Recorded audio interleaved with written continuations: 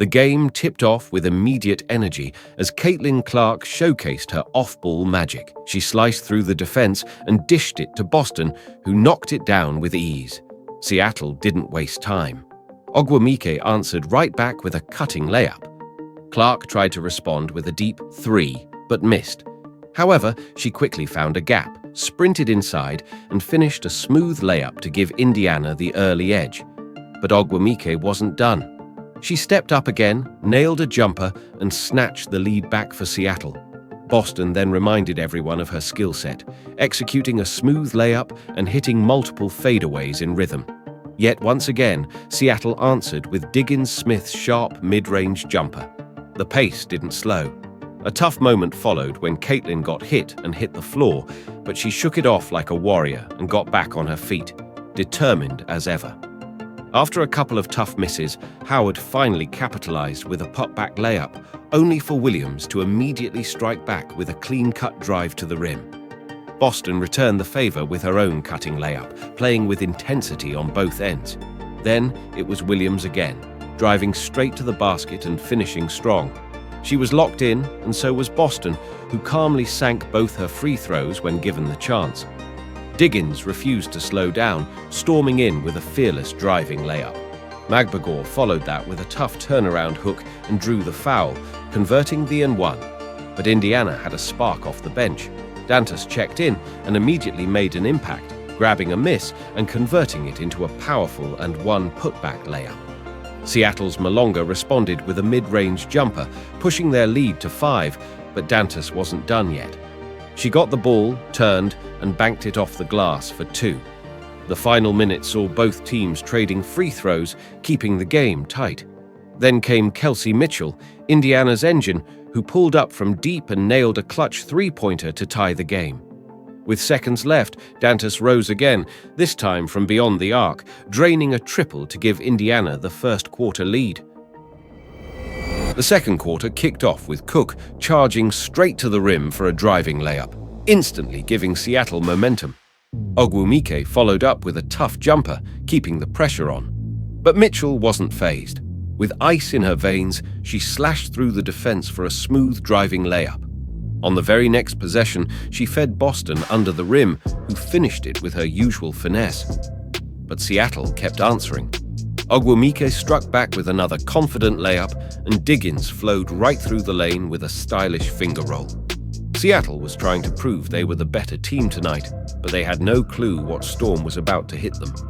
Before Indiana could turn the tide, Williams added fuel to Seattle's fire with a running layup. But Mitchell, she wasn't backing down. With full focus, she pulled up and drilled a three-pointer, a statement shot. Magbagor, refusing to let the gap widen, quickly knocked in a short-range 2 as soon as she touched the ball. Boston then came alive again, driving strong and finishing through traffic. Moments later, she was fouled and calmly converted both free throws. She wasn't just playing, she was leading. Boston was on fire. Then, just like the first quarter, Dantas came off the bench and made her mark instantly, grabbing a rebound and putting it right back in for 2. Mitchell wasn't done either. She got another look from deep and nailed it. That was her second 3 of the quarter, loud and clear. Indiana wasn't playing around. A couple of missed chances followed on both ends, but the momentum had shifted. As the buzzer sounded, it was clear. Indiana had taken the second quarter too. Whatever hope Seattle had of making it a historic night was slowly starting to fade. Caitlin Clark didn't waste any time to make her presence felt in the third quarter. Alongside her elite off-ball movement, she opened the scoring with a fearless driving layup. Then came Lexi Hull, sprinting down the lane for a clean running layup. But her effort was instantly answered as Wheeler knocked down a smooth point jumper. Diggins followed with yet another running layup, officially hitting double digits and showing no signs of slowing down. Indiana fired back. Mitchell dished a crisp pass to Howard, who cut perfectly for a layup. Then Mitchell got the spotlight. After shaking her defender with slick off-ball movement, she stepped back and drained a mid-range jumper.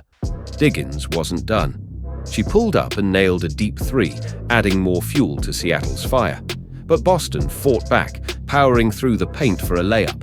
And yet again, Diggins answered with a drive to the rim. At this point, it felt like a battle between her and the entire Indiana squad. But Indiana found a rhythm.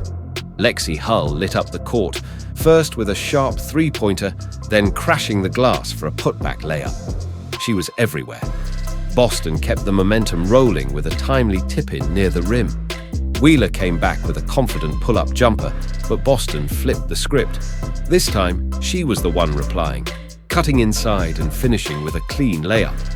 Mitchell stayed locked in and aggressive, first slicing through defenders for a driving layup and then hitting a fast running pull-up three that electrified the crowd. Boston closed out the quarter with style, dropping a smooth turnaround hook shot in the post. By the time the buzzer sounded, Indiana had not only taken the third quarter, they were running away with the game. Clark opened the fourth quarter with a picture-perfect jump shot, setting the tone right away. Seattle's Williams answered with a tough turnaround jumper, but Indiana wasn't slowing down.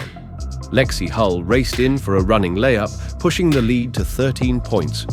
Ogwumike responded with a driving layup of her own, but Hull wasn't done, grabbing a miss and turning it into a quick putback. Wheeler tried to close the gap, draining a deep three-pointer. Then came Diggins, slipping past defenders for a smooth floating layup. Mitchell, still firing, stepped back and launched a three, nothing but net. Diggins managed to add a free throw, and Magbagor gave Seattle a spark with a clean three-point jumper. But Boston answered right back with a silky floating jumper, refusing to let the game slip. Wheeler tried everything, hitting another three and forcing the pace, but Indiana had already tightened their grip. Boston then came through again, this time with a floating bank shot that silenced Seattle's push. A couple of Seattle free throws followed, but Boston wasn't finished, hitting another mid-range jumper.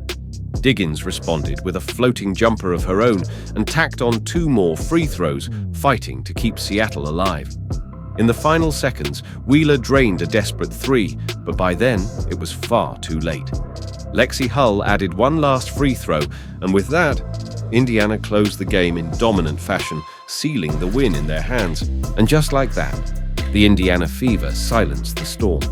From Clark's leadership to Boston's relentless finishes and Hull's hustle, this was a complete team takeover. Seattle fought hard, but Indiana's firepower was simply too much. The Fever didn't just win, they made a statement. If you enjoyed this breakdown, don't forget to like, subscribe, and drop your thoughts in the comments. This season's far from over, and if Indiana keeps this energy up, the league better be ready. Just to remind you, don't forget to subscribe. I will be waiting for the notification.